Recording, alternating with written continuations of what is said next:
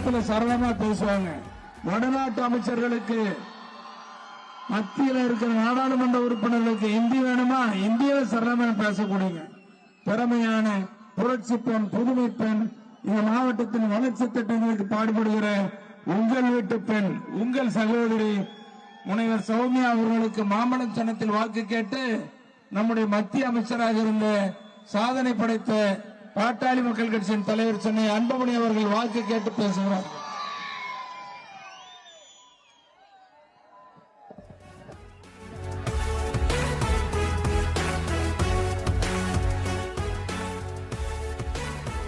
நல்லா இருக்கீங்களா? ஏமா நல்லா இருக்கீங்களாமா? தம்பிகளா நல்லா இருக்கீங்களா? உங்களை இன்று சந்திப்பதில் எனக்கு மிக்க மிக்க மகிழ்ச்சி. ஒவ்வொரு முறையும் பாப்பாரப்பட்டிக்கு வந்து என் மீது அவ்வளவு பாசத்தை நீங்கள் வெளிக்கொண்டு வந்து அவ்வளவு உற்சாகத்துடன் இந்த தேர்தல் பிரச்சார நேரத்தில் இங்கே வருகை தந்திருக்கின்ற என் தம்பிகளுக்கும், என் தங்கைகளுக்கும், என் அண்ணன்மார்கள், சகோதரிகள், வியாபார பெருமக்கள், விவசாய பெருமக்கள், உங்கள் அனைவருக்கும் என்னுடைய பரிவான வணக்கங்கள். இந்த தேர்தல் பிரச்சார கூட்டத்தில் எனக்கு முன்பு பேசிய இந்த தொகுதியில் மிகப்பெரிய அளவில் வளர்ச்சியை கொண்டு வந்து தொடர்ந்து உங்களுக்காக குரல் கொடுத்து பாடுபட்டு 4 முறை சட்டமன்ற உறுப்பினராக சிறப்பாக பணியாற்றி பாட்டாளி கட்சியின் கௌரவ தலைவர் தியாக செம்மல், மரியாதைக்குரிய சட்டமன்ற உறுப்பினர் ஜி கே மணி அவர்களும்,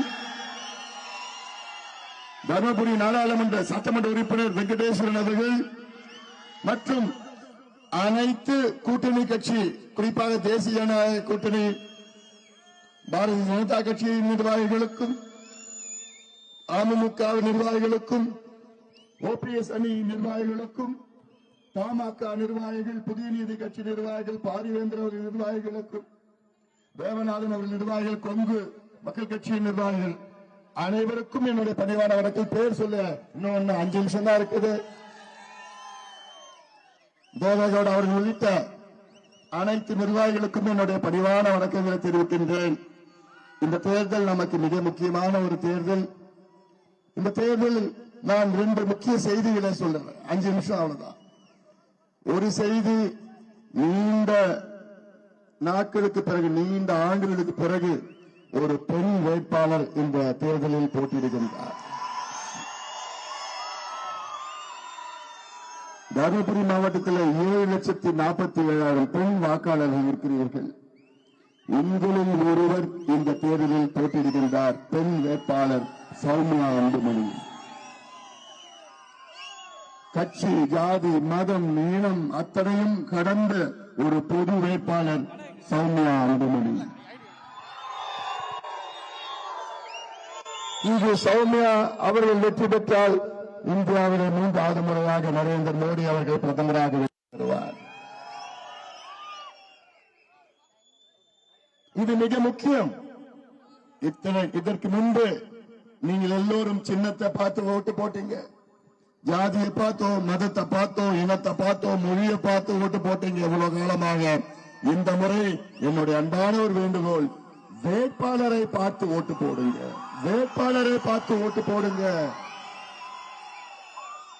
நம்ம கூட்டணியிலே ஒரு பெண் வேட்பாளர் சௌமியா அன்புமணி ஐநா சபைக்கு சென்று பெண்களின் பாதுகாப்பு, பெண்களின் உரிமைகளை மீட்டெடுத்தவர் சௌமியா அன்புமணி அவர்கள். தமிழ்நாட்டில் அவர் தலைமையில 30 லட்சம் மரங்களை நட்டவர், 1500 ஏரி குளங்களை தூர்வாரியவர் பசுமை தாயகம் சார்பிலே. மிக நேர்மையானவர், உண்மையானவர், உழைக்க காது உங்களுக்காக உழைக்க காத்துக் கொண்டிருப்பவர் சௌமியா அன்புமணி. ஒரு பக்கம் அதிமுகவின் வேட்பாளர் யாருக்காவது தெரியுமா? தெரியாது. அவர் பக்கத்து தெருவிலே அவருக்கு தெரியாது, யாரும் தெரியாது. அவர் மீது நான் ஏளனமா பேசல. அவங்க 2 வேட்பாளர் நான் மதிக்கிறேன்.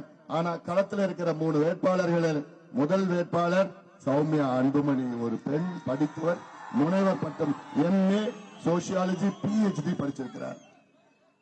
அதிமுக வேட்பாளர் KP அன்பழகன் அவர் நின்னா நிப்பாரு, உட்காருனா உட்காருவார். அவ்வளவுதான் அவருக்கு தகுதி, அவ்வளவுதான். மருத்துவரா படிச்சிருக்கிறார், ஆனா அதுக்கு மேல அவர் யாருன்னு தெரியாது. திமுக வேட்பாளர் திருவண்ணாமலையில் இருக்கிற அந்த குட்டி அரசு ஒருத்தர் இருக்கார், குட்டி ராஜா திருவண்ணாமலை, யாரு ஏவா வேலு. அவர் இந்த திமுக வேட்பாளர் நின்று நிற்பார், உட்காருனா உட்காருவார். இப்படிப்பட்ட வேட்பாளர் உங்களுக்கு வேணுமா? வேண்டாம். முனைவர் சௌமியா அவர்களை தேர்வு செய்யுங்கள். இரண்டாவது முக்கிய காரணம் நான் சொன்னது 57 ஆண்டு காலம் இரு கட்சிகள் ஆட்சி செய்தது போதும். போதுமா வேணாமா? வெறுப்புல இருக்கணும், அழுத்து போச்சு. இவர்களால் தமிழ்நாட்டுக்கு புதுமையா எதுவும் கொடுக்க முடியாது, புதுசா கொடுக்க முடியாது. அதனாலதான் நான் திருப்பி திருப்பி கேட்கிறேன், ஒரு மாற்றத்தை கொண்டு வாருங்கள். இந்த தேர்தலில் நீங்கள் முடிவெடுப்ப அந்த மாற்றம் மூலமாக 2026 திமுக அண்ணா திமுக அல்லாத ஒரு கூட்டணி ஆட்சி அமைய வேண்டும். தமிழ்நாட்டுக்கு ஒரு மாற்றம் உருவாக்க வேண்டும். அது இந்த தேர்தல் வாயிலாக வர வேண்டும். தருமபுரி தொகுதியில, தருமபுரி மாவட்டத்தில் உங்களுக்கு அத்துணை திட்டங்களும் கிடைச்சது. யாரால கிடைச்சது? பாட்டாளி மக்கள் கட்சியால தான் கிடைச்சது. பாட்டாளி மக்கள் கட்சி இல்லைன்னா நீ தருமபுரி மாவட்டம், பீகார், சத்தீஸ்கர், ஜார்க்கண்ட் அதோட மோசமாகுது. இப்பயோ ஓரளவுக்கு. ஆனால் இப்போ ஒகேனக்கல் கூட்டுக்குடிநீர் திட்டம் யாரால கிடைச்சது? ஐயா பாட்டாளி மக்கள் கட்சியால். சிப்காட் யாரால வந்தது? ஐயா பாட்டாளி மக்கள் கட்சியால். தருமபுரி மொரப்பூர் ரயில்வே திட்டம் யாரால வந்தது? ஐயா பாட்டாளி மக்கள் கட்சியால் வந்தது.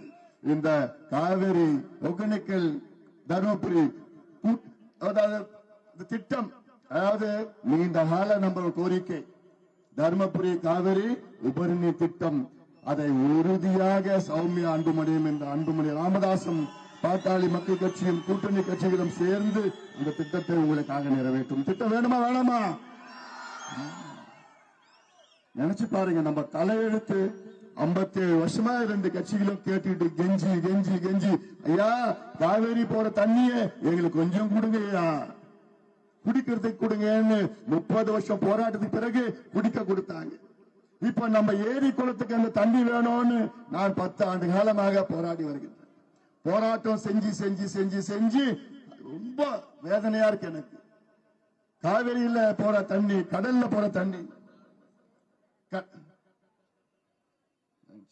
ஒரு நிமிஷம் இருக்குதா, கடல்ல போற தண்ணிய நம்ம இங்க நம்ம ஊருக்கு திருப்பி போடுறதுக்கு, அதற்கு நம்ம போராட்டம் செய்ய வேண்டும். அதனால இதெல்லாம் நீங்கள் சிந்தியுங்கள்.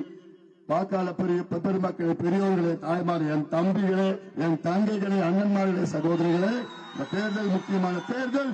நம்முடைய தேசிய ஜனநாயக கூட்டணியின் வெற்றி வேட்பாளர் சௌமியா. இங்க நின்று என்ன யோசிக்கிற? எப்படி எடுக்கிறதுன்னு யோசிக்கிறேன். இப்படி எடுத்த போச்சு.